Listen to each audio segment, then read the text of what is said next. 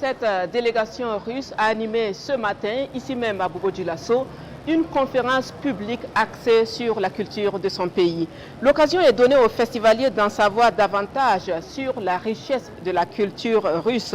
Après cette phase d'échange et de découverte, des prestations musicales ont pris le relais, offrant aux spectateurs une immersion dans des rythmes ancestraux d'une culture vieille de plusieurs siècles. Konsun Koulibaly et Nicolas Sorgho nous y plongent également. Suivons. La culture traditionnelle russe, révélée au public burkinabé depuis la capitale économique et culturelle Bobo-Dioulasso.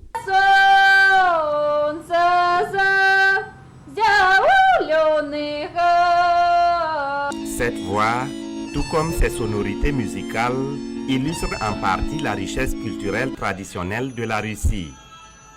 Il en est de même pour ses costumes, qui expriment également le potentiel vestimentaire chez les Russes. L'objet, c'était de rappeler la culture russe, les traditions, les costumes traditionnels russes et encore de parler des événements culturels qui se passent dans la ville de Moscou. Et nous sommes très ravis d'être ici et participer à la semaine. Nous avons appris qu'il y a certains instruments musicaux qui sont très rassembles, les instruments avec eux et très généreux, et c'était un grand plaisir de parler. Cette présente conférence a aussi offert l'occasion aux participants de découvrir Moscou, son histoire, ainsi que son vaste patrimoine culturel et architectural, vieux de près de 900 ans.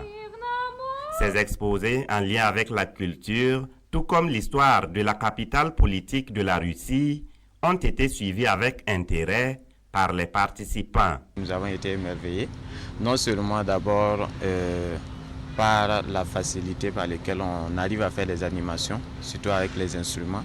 C'est des petits instruments mais qui font beaucoup de choses.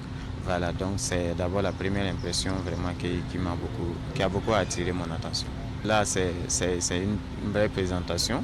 On va chercher à rentrer en contact avec eux et puis voir comment approfondir en plus nos connaissances. Le public a également eu droit à une prestation musicale de la vedette de la chanson traditionnelle russe, Natalia Yermakova, qui met en exergue des instrumentaux de leur terroir à des milliers de kilomètres du Burkina Faso.